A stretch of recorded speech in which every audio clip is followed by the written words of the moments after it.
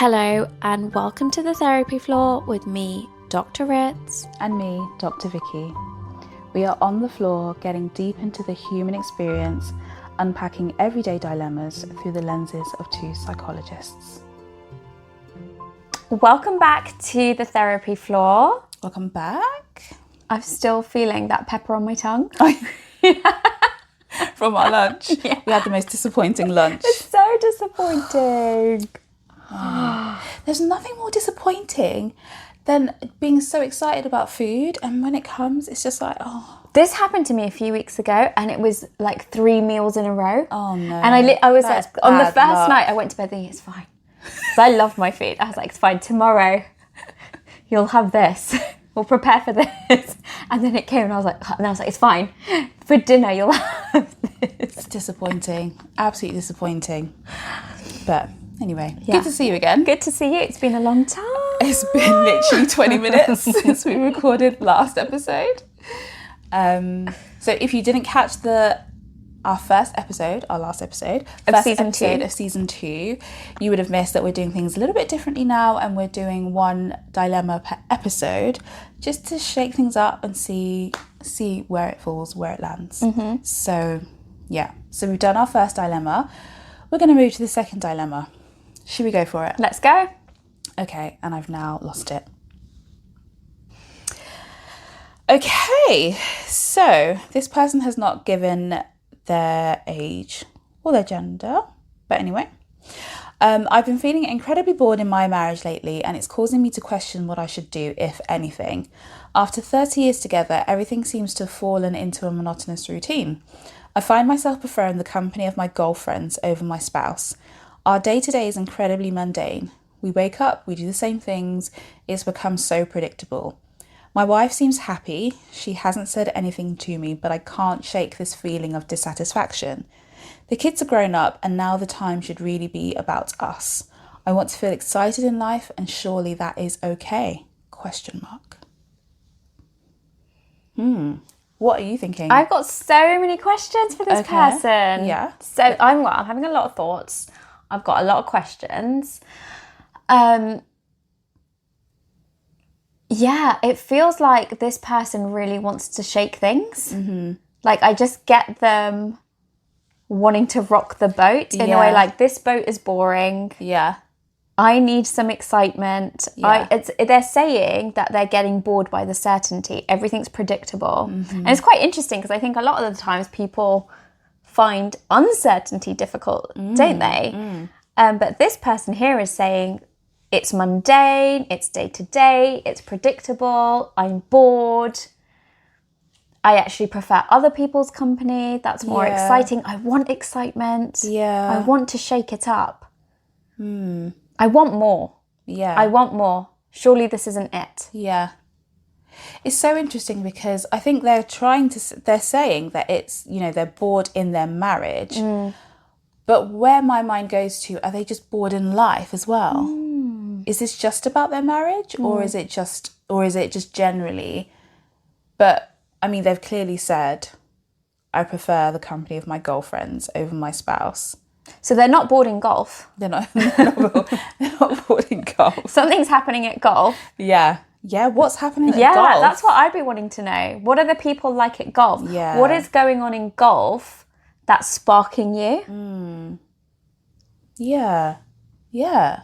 Like, what's that about? There's a difference between home life and the wife and the golf and the friends there. Yeah. Yeah. What's the disparity? Yeah. How are you coming alive at golf? What's happening for you to come alive? What's happening for you to come alive? Yeah. I want to encourage you to take some ownership over this. I mean, it sounds like you are because you've asked the question. But rather than saying, what should I be doing? It's just, what do you want to do? What do you want to do? And the only should here is that maybe you should speak to your wife about your expectations and your needs in the relationship. And if they have changed, being very clear about that. Because I wonder what happened in these last 30 years. Were you happy for the last 30 years to be mundane? Did you think that that's what you needed in order to raise children, get them sorted. You have clear ideas of what the later years of your relationship should look like.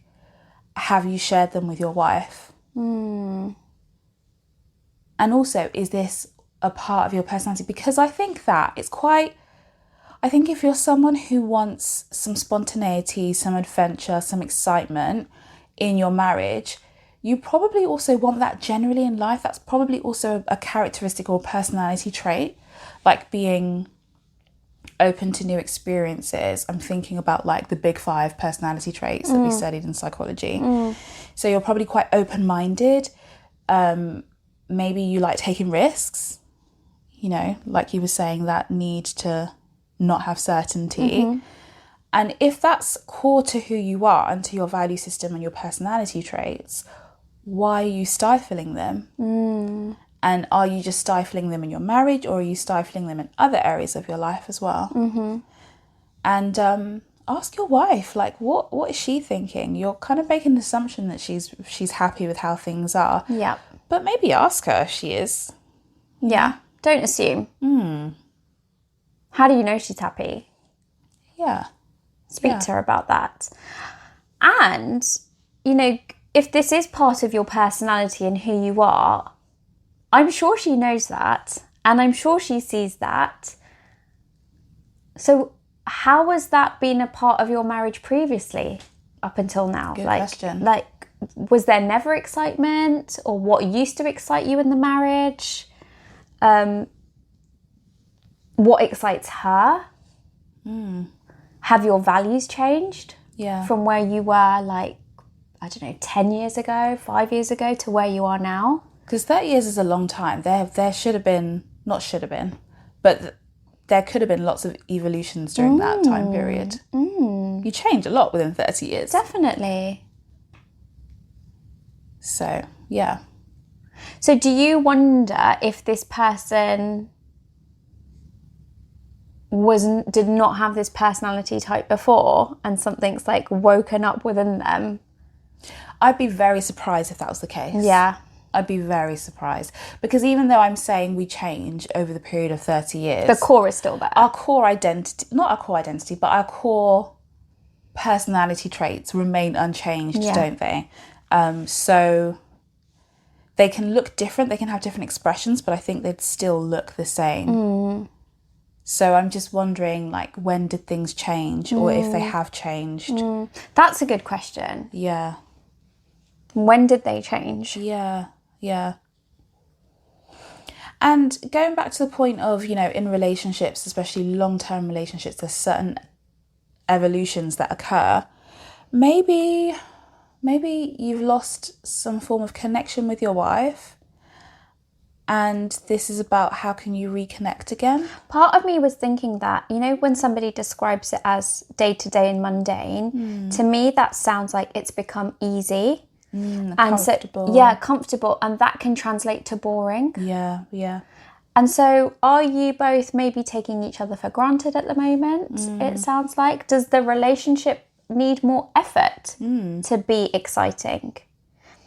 And that's something that both parts need to give, you know, not just her, you as well. Like, what do you want to bring to it to make it exciting between the two of you? Yeah. Exactly, because you could fall into the trap of thinking, well, I don't think you are, but one could easily fall into the trap of thinking it's the other person that needs to change. Like, they're not doing it for me. Yep. But what are you bringing? What are you bringing? And where do you want the excitement? That's another thing I would be asking is it in the home? Is it with more adventure? Is it in the bedroom? Where specifically is the excitement lacking for you? Yeah. Like, or is it just like, you know, every day we have toast for breakfast and I just want to have poached egg with avocado for once, you know? Is it something like that? I think get quite specific about what's grating you that's too samey. Yeah. Where does the spice need to come in? Yeah. And it might not be everywhere. It might be in specific dimensions of your relationship. Yeah. This is really challenging my perception of somebody who plays golf as well. It's challenging my biases and my discrimination. Say more. Because I'm trying to picture, I'm saying that as I'm looking at the golf clubs in the corner. You know, my bias, my assumption of golf, I don't know that much about the game, but is that it's one that takes a lot of like dedication, consistency, discipline. Like a marriage. Yeah. Yeah, I think it can feel quite samey. Like there's an art of like perfecting things, perfecting your technique. But then there's this other part of me that goes, yes, and then they all go to the clubhouse and have a good time. Oh, okay. You know, let off steam, unwind, have a drink, have a bit of banter. Is that what you want with your wife? Yeah, yeah. Do you want to get steamy, let off some steam? Yeah. Have a bit more banter. Have a bit more banter? Yeah. Because you're right, they're quite similar, aren't they? Like the day-to-day. Yeah. Yeah, it's golf. Like, is golf predictable? Well, I think you will try and do everything in your power probably to make it predictable, wouldn't you? In terms of like the shots you play. Yeah. Yeah. Thinking about like the weather conditions and the wind and... You go to the same place, most likely, I'm assuming, because you're signed up to a golf club. See same faces, same terrain. So there's a lot of sameness even in that. Yeah. So I'm just like, I'm feeling like my biases and my perceptions are being challenged here because I'm trying to build up a picture of who you are. Yeah. There was something you said, I'm just going to grab it, something that you said that really stuck out for me at the end, which is the kids are grown up and now the time should really be about us. So did you say this earlier, something about sacrifice? No. Oh, I thought you did for some reason. Oh, maybe? Yeah. About the kids? Yeah. So it just sounds there that, you know, that it does sound like you probably sacrifice maybe something for your children. Yeah. You know, it's been about the kids now. Surely it should be about us. Yeah. And what was that like? Like, I wonder if have you ever talked about the things that you maybe sacrificed for your children as a couple? Have you thought about them yourself? Yeah. Are you struggling to connect now that the kids are gone? Which I think can often happen. Yeah, well, they're your common ground. Yeah. What's your common ground What's your common ground now? Yeah. And what does she need as well? When you say it's about us, have you thought about what you need to be giving her? How did she envision life to look like once the kids grew up? Yeah. What did she want? What does she want? Yeah. Lots of questions. Lots of questions that were thrown back at you for you to go away and think about and ask. Yeah. And ask. Yeah. I think if you were to go up to her and just say, it just needs to be more exciting, I feel like that could be quite a deflating question. It's not even a question. It's a bit confusing, isn't it? So that's why I think where you start is what do you want to change? What does excitement look like? Yeah. Where does it need to change? Yeah. What do you want it to change? Be clear on what exactly it is you want, how you want it to be different, and then use that to form your conversation. Yeah. Yeah, come with a solution already. Not even just like a solution, because some of these things you can decide together, but come with something substantial so it doesn't end up feeling like she's the problem in the relationship. She's boring. But no, it's about the relationship, and your relationship needs are changing. Like, gosh, I realise that 30 years on, I have these assumptions that life, it should just be about us having fun now.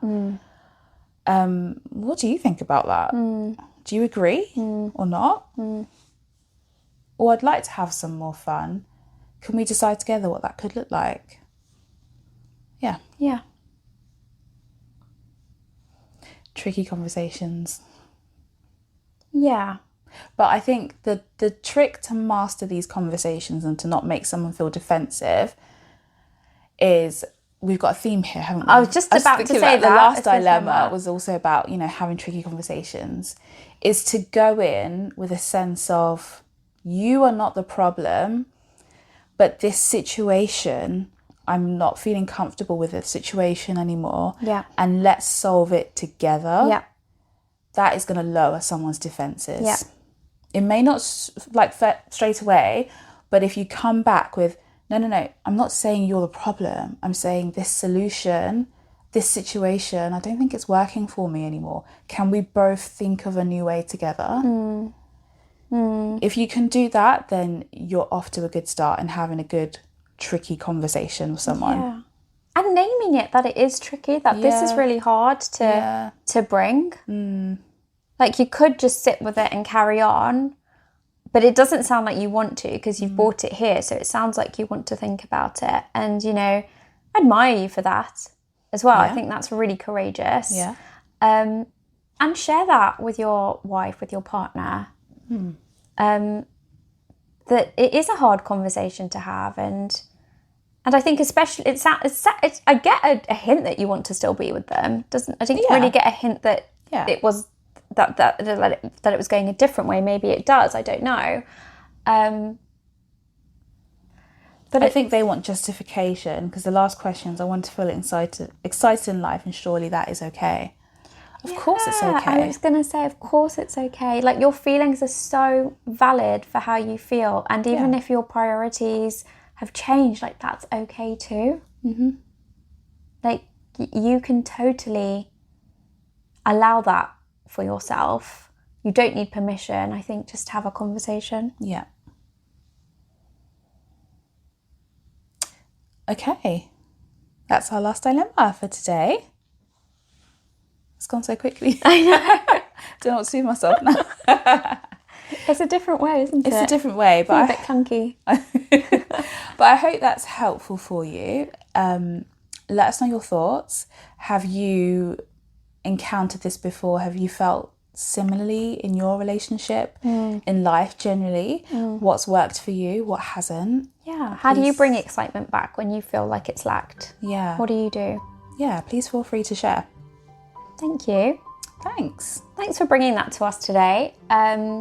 Remember to like and subscribe to our social channels. Yep. This is Dr. Ritz. And this is Dr. Vicky. And we'll see you on the floor soon. Bye. Bye. This is Dr. Ritz. And Dr. Vicky. Remember to like, subscribe and follow us on our social media channels.